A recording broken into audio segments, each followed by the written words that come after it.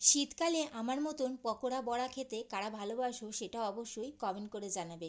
কারণ শীতকালে বিভিন্ন ধরনের ভাজা, পকোড়া, বড়া সেটা মাছের হোক বা সবজির আমার তো ভীষণই পছন্দের।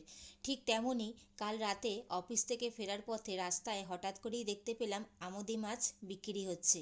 আর আমোদি মাছগুলো দেখে লোভও লাগলো, কারণ খুবই সুন্দর, একদম ফ্রেশ টাটকাই ছিল। আর এই আমোদি মাছটা দেখেই বেশ পকোড়া খাওয়ার কথা মনে পড়ে গেল। তো কিনে নিয়ে চলে এলাম। অল্প করেই এনেছিলাম, কারণ যেহেতু বাড়িতে কেউ খায় না, শুধুমাত্র আমি আর আমার বাবা। তাই কিনে এনে দুজনের জন্যই বানিয়ে নিলাম আমোদি মাছের পকোড়া, তবে একটু অন্যরকম স্টাইলে। আমোদি মাছের পকোড়া আমার চ্যানেলে অলরেডি আছে, তবে সেটা অন্যরকম স্টাইলে, আর আজকের রেসিপিটা পুরোপুরি অন্যরকম স্টাইলে।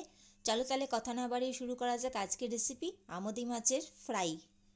সবার প্রথমে আমি একটা পেস্ট বানিয়ে নেব। তার জন্য আমি সামান্য একটু পেঁয়াজ নিয়েছি, কয়েক কোয়া রসুন আর সামান্য একটু আদা নিয়েছি, আর এর সাথে একটু ফ্লেভারের জন্য ধনেপাতা নিয়েছি। এখন এটা আমি জল ছাড়া স্মুথ একটা পেস্ট বানিয়ে নেব। আমার মা আমোদি মাছটা ভালো করে কেটে ধুয়ে দিয়েছে। সবার প্রথমে আমি এটা একটু ম্যারিনেট করে নেব। তার জন্যে পরিমাণ মতন একটু লেবুর রস দিয়ে দিচ্ছি।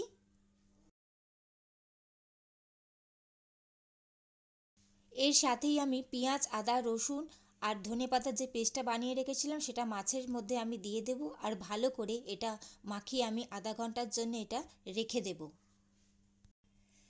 দেখো, ভালো করে মাখিয়ে নিয়েছি, আধা ঘন্টার জন্য আমি এটা রেখে দেব।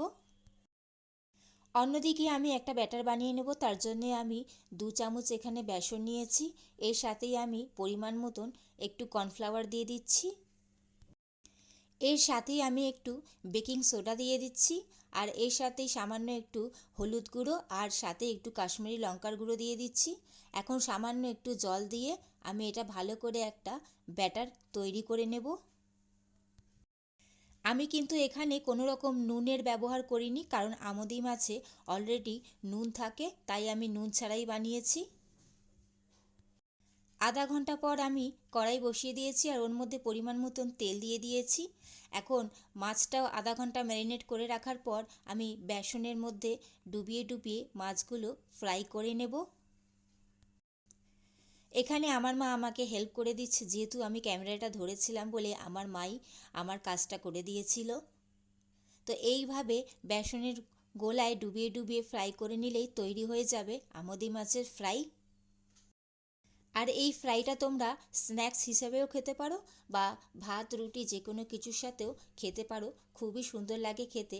আর যেহেতু এটা মাছটা আদা রসুন পেঁয়াজ দিয়ে ম্যারিনেট করা আছে ধনেপাতা দিয়ে, তো খুব সুন্দর একটা টেস্ট হয়, আর ফ্লেভারটাও কিন্তু খুবই সুন্দর হয়।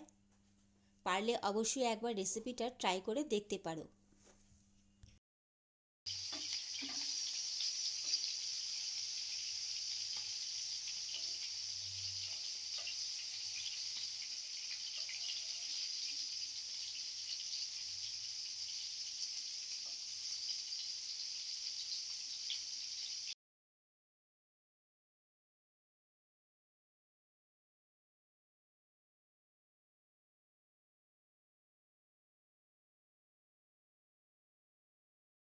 আর এই ফ্রাইটা কিন্তু খুবই ক্রিস্পি হয়, যেহেতু আমি এখানে বেকিং সোডা ইউজ করেছি। তোমাদের কাছে যদি না থাকে তাহলে তোমরা চালের গুঁড়োও ব্যবহার করতে পারো। তো প্রথম পর্ব ভাজা হয়ে গেছে। এইভাবে প্রত্যেকটা মাছ ভাজা করে নিলেই তৈরি হয়ে যাবে আমোদি মাছের ফ্রাই।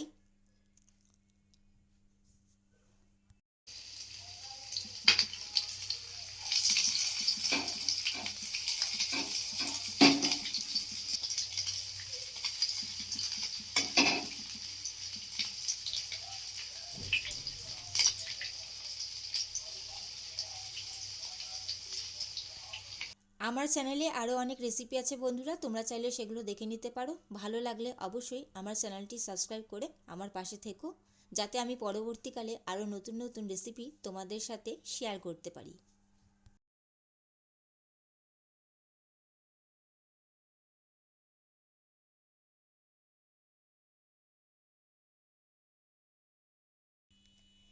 আমি সমস্ত ম্যারিনেট করা মাছটাই দেখো বেসনের গোলার মধ্যে দিয়ে দিয়েছি। এইভাবে তুলে তুলে আমি ফ্রাই করে নিচ্ছি। রেডি হয়ে গেল বন্ধুরা আমোদি মাছের ফ্রাই। শীতের রাতে গরম গরম আমোদি মাছের ফ্রাই এনজয় করো। কেমন লাগলো অবশ্যই জানিও। চলো আজকের মতন আসি, টাটা।